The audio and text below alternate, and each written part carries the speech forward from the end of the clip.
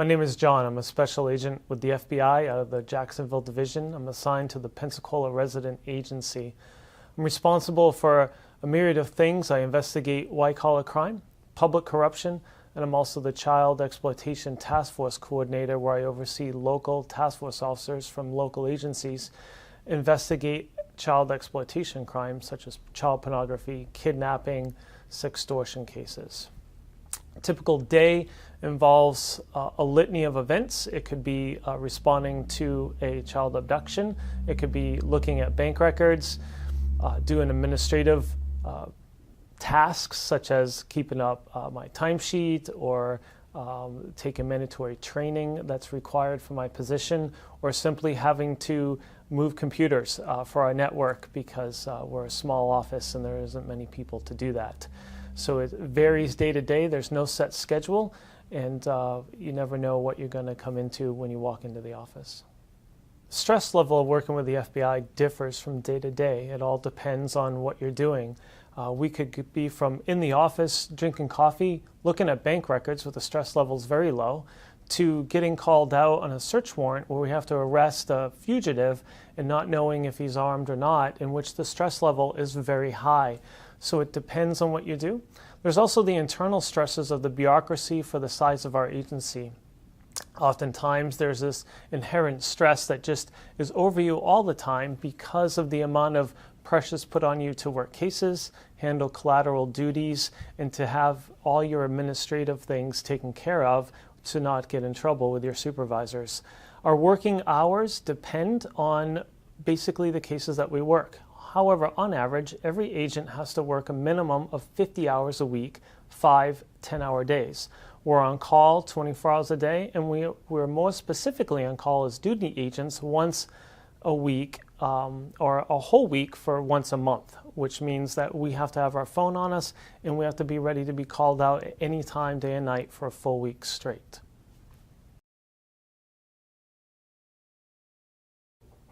Educational requirements to join the FBI for special agent differ from those of what we call our support staff, our professional staff. So to be an agent, you have to have a minimum of a 4-year degree, and then it's preferred to have an advanced degree, a graduate degree, and we often have many applicants who hold PhDs.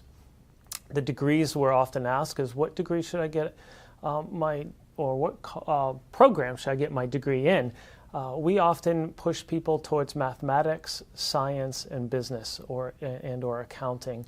Those tend to be the more higher preferred degrees. The lower preferred degrees are criminal justice, psychology, and general liberal arts degrees.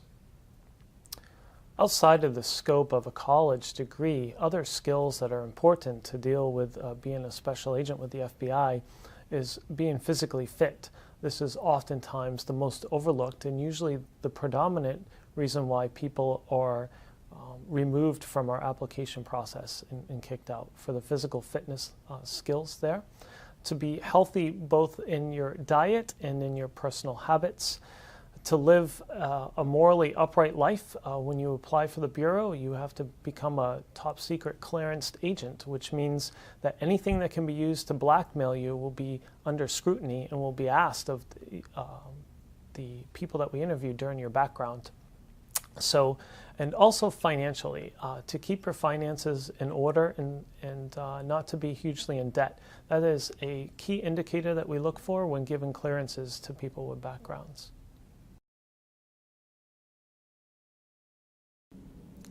So the best part of being an agent with the FBI, I would say, is the dynamic way that the job unfolds for you over your career.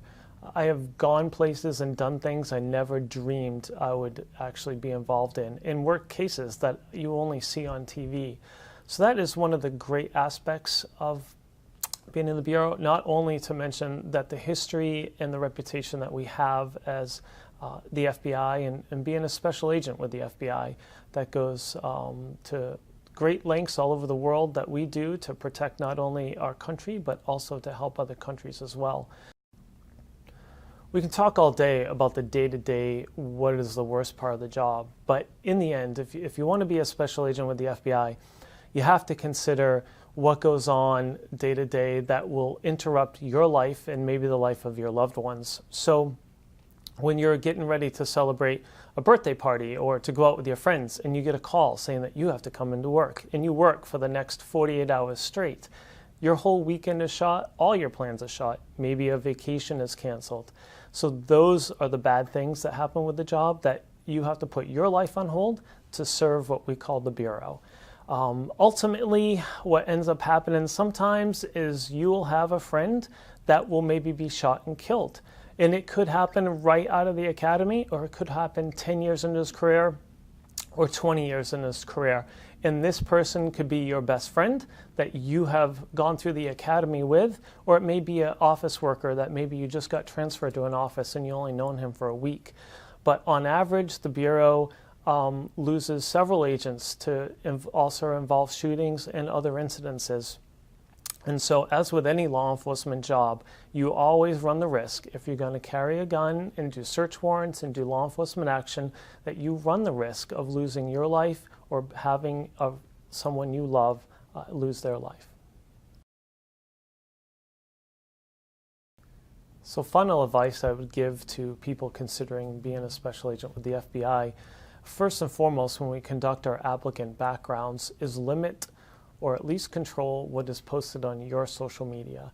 Part of the application process is that we ask that you disclose every email address you've done, every username that you've used, and oftentimes we will scour the internet looking for that.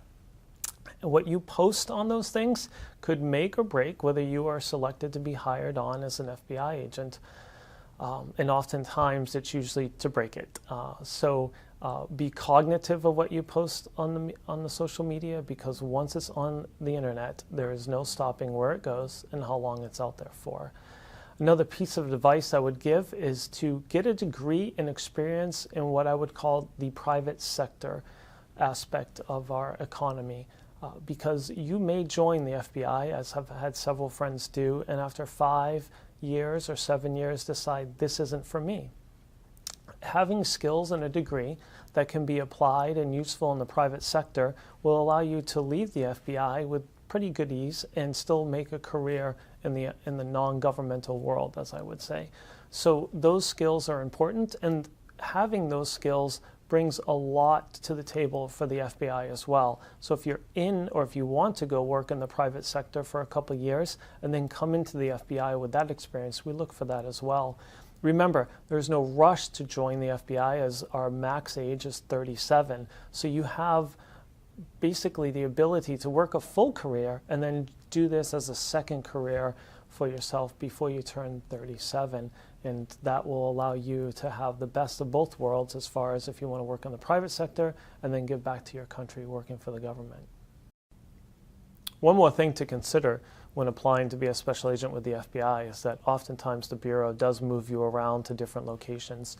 It's not uncommon at times, if you want to work your way up through our agency and become a supervisor, you will have to move about every 5 years. So during the application process, if you are married, we have what we call a spousal interview.